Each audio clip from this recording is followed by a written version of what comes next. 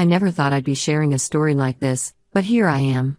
My name is Helen, 32F, and I've been married to Anthony, 34M, for 5 wonderful years. Our love story began in college, where we met during a volunteer event for a local animal shelter. Anthony was the quiet, thoughtful type who surprised me with his dry wit and kind heart. I was immediately drawn to him, and after a few months of friendship, we started dating. After graduation, we both landed jobs in our hometown, Anthony as a software engineer and me as a high school English teacher. We dated for 3 years before Anthony proposed during a hike to our favorite spot overlooking the city. It was simple, intimate, and perfectly us. We got married a year later in a small ceremony surrounded by our closest friends and family. Our marriage has always been built on trust, love, and mutual respect. We've had our ups and downs, like any couple, but we've always faced challenges together. We don't have kids yet, but we've been talking about starting a family soon. Anthony's been putting in extra hours at work, hoping for a promotion that would give us more financial stability before we take that next step. Last week was our 5th wedding anniversary, and we decided to celebrate by hosting a small dinner party at our home. We invited about 15 of our closest friends and family members. Among the guests was my best friend since college, Caroline, 31F. Caroline and I have a long history together. We met on our first day of college when we were assigned as roommates. We hit it off immediately, bonding over our shared love of classic literature and terrible reality TV shows. She was there for me through my first heartbreak, celebrated with me when I got my teaching job, and was my maid of honor at my wedding. Caroline works as a graphic designer and has always been the more outgoing and adventurous one in our friendship. Caroline has been single for the past year, having gone through a messy breakup with her long-term boyfriend.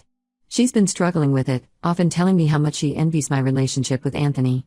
I've always tried to be there for her, offering support and encouragement as she navigated the dating world again. The evening of our anniversary party started off great.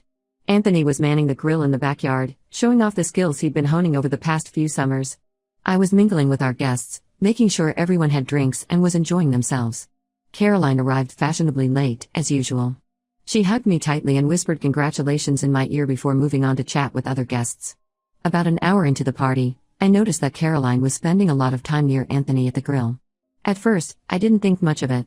They've always gotten along well, often discussing books or debating current events. I figured they were just catching up. As the night progressed, however, I started to feel uneasy. Caroline seemed to be following Anthony around, laughing a little too loudly at his jokes, and finding excuses to touch his arm or shoulder. I tried to brush it off, telling myself I was just being paranoid. But then I overheard Caroline asking Anthony if he wanted to catch up properly somewhere quieter. Anthony politely declined, saying he needed to tend to the grill, but Caroline was persistent. I decided to keep a closer eye on the situation. Throughout the evening, Caroline kept finding ways to be near Anthony. She offered to help with the grilling, brought Anthony drinks, and even tried to get him to dance when someone put on some music. Anthony was clearly becoming uncomfortable with the attention, but he remained polite and tried to deflect Caroline's advances without causing a scene. At one point, I saw Caroline cornering Anthony near the bathroom. She was standing way too close, and Anthony looked visibly uncomfortable. I decided to intervene and asked Anthony to help me in the kitchen. As we walked away, I could see the relief on his face. The party finally wound down, and our guests started to leave. Caroline was among the last to go. As she was saying goodbye, she gave Anthony a lingering hug that lasted way too long. I could see Anthony tensing up, trying to end the hug, but Caroline held on. When they finally separated, Caroline winked at Anthony and said, "We should hang out more often, just the two of us." After everyone left, Anthony and I sat down to talk about what had happened. He admitted that he had felt uncomfortable with Caroline's behavior all night but didn't want to cause a scene or upset me by saying anything. We both agreed that Caroline's actions were inappropriate and crossed a line. Now, I'm left feeling hurt, confused, and angry. Caroline is my best friend, and I've known her for years. I never would have expected this kind of behavior from her. Anthony and I are on the same page about the situation, but we're unsure how to proceed. I'm also worried about how this will affect my friendship with Caroline. We've been through so much together, and I don't want to lose her over this. But at the same time, I can't ignore what happened. Caroline's behavior was disrespectful to both Anthony and me, and it put a damper on what should have been a special celebration of our marriage. I keep replaying the events of that night in my head, wondering if I missed any signs before. Caroline has always been friendly with Anthony, but never to this extent. Is it possible that she's been harboring feelings for Anthony all this time? The thought makes me feel sick. Anthony has been incredibly supportive throughout all of this. He's assured me that he has no interest in Caroline and that he's committed to our marriage. I trust Anthony completely, but I'm still struggling with feelings of insecurity and anger. I'm also concerned about how this might affect our friend group. We all hang out together regularly, often having game nights or weekend barbecues. Now I'm dreading the next time we'll all be in the same room. How am I supposed to act around Caroline? How will Anthony feel? I've been losing sleep over this, trying to figure out the best way to handle the situation. Part of me wants to confront Caroline directly and tell her how inappropriate her behavior was. Another part of me wonders if I should try to talk to her more gently, to understand what led to her actions. I'm also worried about Anthony. He seems to be handling it well, but I know he's uncomfortable with confrontation. I don't want to put him in an awkward position, but I also feel like we need to address this issue head-on. This situation has brought up some insecurities I thought I had dealt with long ago. In high school, I had a boyfriend who ended up leaving me for my then best friend. It took me a long time to trust again after that, and Anthony was a big part of helping me overcome those trust issues. Now, I find myself questioning everything again. I've also been thinking about Caroline's recent struggles with her love life. Could her behavior be a result of her loneliness and envy of my relationship? It doesn't excuse her actions, but it might explain them. Anthony and I have always prided ourselves on our strong communication, but this situation has really put that to the test. We've had several late-night conversations about it, trying to figure out the best way forward. Anthony has been incredibly patient, listening to my fears and reassuring me of his love and commitment. I'm also struggling with feelings of guilt. Should I have noticed Caroline's behavior earlier in the night and put a stop to it? Did I somehow give her the impression that this kind of behavior was okay? Logically, I know it's not my fault, but I can't help second-guessing every interaction I've had with Caroline over the years. Has anyone else ever been in a similar situation? How did you handle it? I could really use some advice on how to navigate this mess without destroying my friendship or causing unnecessary drama. At the same time, I want to make it clear that this kind of behavior is not okay and won't be tolerated in the future. Update 1: It's been about a week since my original post, and a lot has happened. I want to thank everyone for their advice and support. It really helped me gather the courage to address this situation. After much discussion with Anthony, we decided that I needed to talk to Caroline directly. I invited her out for coffee, just the two of us. We met at the little cafe where we used to study during college, a place filled with memories of late-night cram sessions and heartfelt conversations. As soon as Caroline walked in, I could tell she sensed something was off. We've always been able to read each other well, a skill honed over years of friendship. We ordered our usual drinks, a latte for me and a chai tea for her, and found a quiet corner to talk. I took a deep breath and told Caroline everything I had observed at our anniversary party. As I spoke, I could see a mix of emotions flash across her face: shock, embarrassment, and finally, shame. She was quiet for a long time after I finished, just staring into her coffee cup. The silence was deafening, filled with the weight of unspoken words and emotions. Finally, she looked up at me with tears in her eyes. "Helen," she said, her voice barely above a whisper, "I am so sorry. I don't know what came over me that night." She went on to explain that she had been feeling incredibly lonely and depressed lately. The recent breakup with her ex-boyfriend had hit her harder than she let on, and seeing Anthony and me so happy together had stirred up a lot of complicated emotions. Caroline confessed that she had started drinking heavily that night before even arriving at our party. She said she didn't remember much of what happened, but she was horrified by her actions. "I would never intentionally try to come between you and Anthony," she said, tears streaming down her face. "You're my best friend, and I love you both so much. I can't believe I acted that way." We spent the next couple of hours talking, our drinks long forgotten. Caroline shared more about her struggles with depression and alcohol, which she had been hiding from everyone. She admitted that she had been using drinking as a coping mechanism for her loneliness and insecurities. She kept apologizing for her actions and assured me that she would seek help.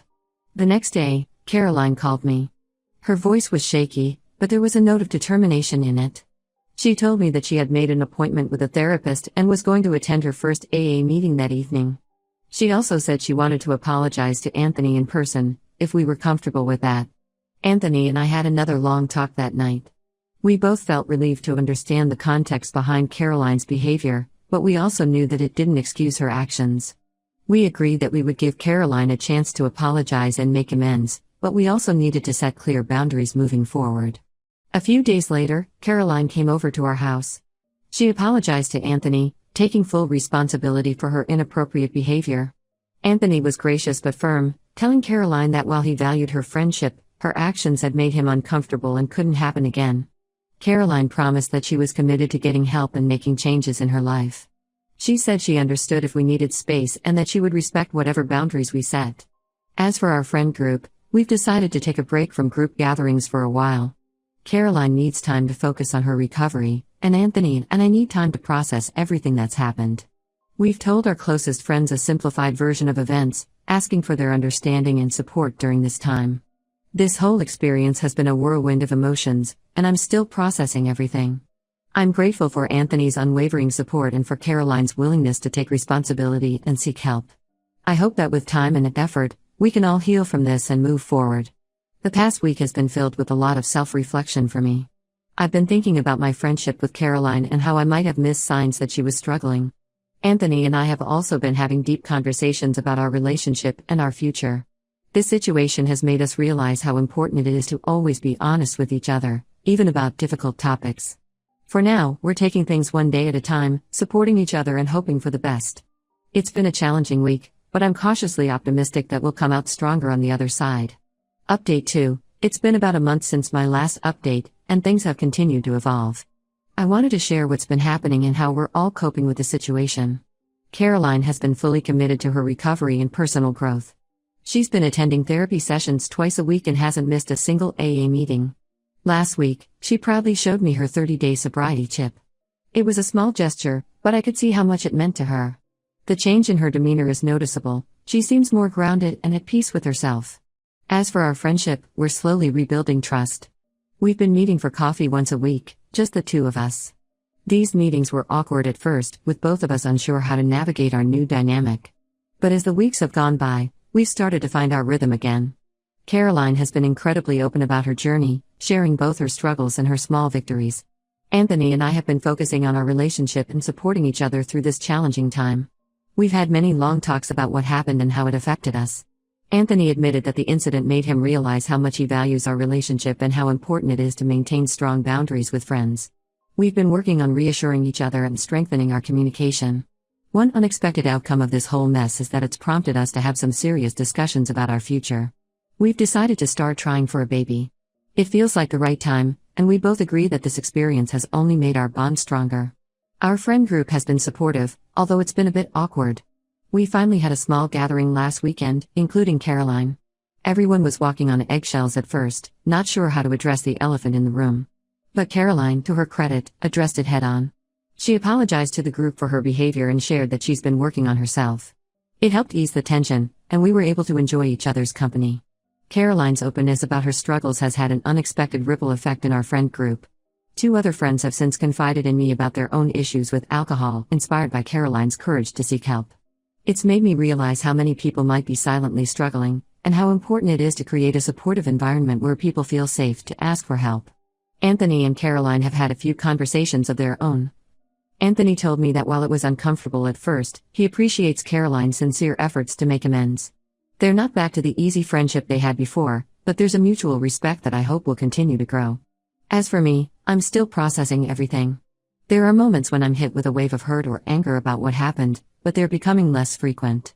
I'm learning to balance being supportive of Caroline's recovery while also protecting my own emotional well-being. This experience has taught me a lot about the complexities of friendships and human emotions.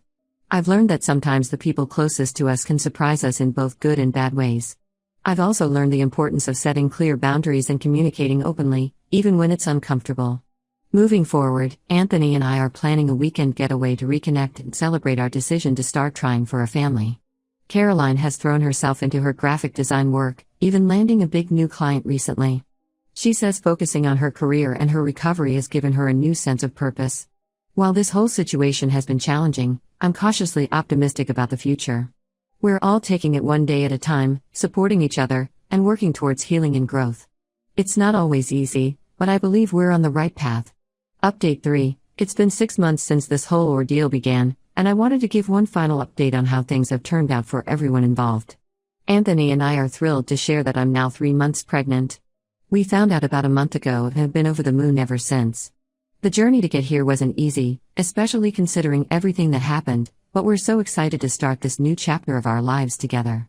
We decided to have a small gathering to announce the pregnancy to our closest friends, including Caroline. It was a beautiful moment, filled with joy and tears, Mostly happy ones, and some hormone-induced ones on my part. Caroline's reaction was particularly touching. She hugged us both tightly and whispered how happy she was for us. I could see in her eyes that her happiness was genuine, without a trace of the envy or resentment that might have been there 6 months ago. Speaking of Caroline, she's made remarkable progress. She recently celebrated 6 months of sobriety, and the change in her is astounding. She's more confident, grounded, and genuinely happy than I've seen her in years. Her commitment to therapy and AA has paid off, and she's become an inspiration to others in our friend group who are struggling with similar issues. Caroline has also thrown herself into her career with renewed vigor. She recently started her own graphic design business and is already gaining a reputation for her innovative work.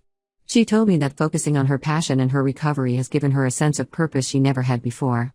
What's been most heartening is seeing the evolution of Caroline's relationships, not just with Anthony and me, but with herself. She's learned to be comfortable being single and has stopped defining her worth by her relationship status. She's even started mentoring other women in her AA group, sharing her story to help others on their journey to recovery. Anthony and Caroline have managed to rebuild a friendship, albeit one that looks different from before. There's a new level of respect between them, born from the difficult conversations and hard work it took to move past what happened. They're not as close as they once were, but there's a genuine warmth in their interactions now. As for Anthony and me, this experience has ultimately strengthened our relationship. We've learned the importance of clear communication and setting boundaries, not just with others but with each other. We've started a tradition of monthly check-ins where we discuss any concerns or feelings we've been having, ensuring we're always on the same page. Our friend group has largely returned to normal, though there's definitely been a shift in dynamics. We're all more open with each other now, more willing to discuss difficult topics and support each other through challenges. In a way, this experience has brought us all closer together. Looking back, I'm amazed at how much has changed in just 6 months. While I wouldn't wish this experience on anyone, I can see now how it's led to growth and positive changes for all of us. It's taught us the importance of honesty, both with ourselves and with others. It's shown us the strength of true friendships and the resilience of the human spirit. As we move forward, I'm filled with hope for the future. For Anthony and me as we prepare to become parents, for Caroline as she continues her journey of self-discovery and growth, and for our friendships which have weathered this storm and come out stronger.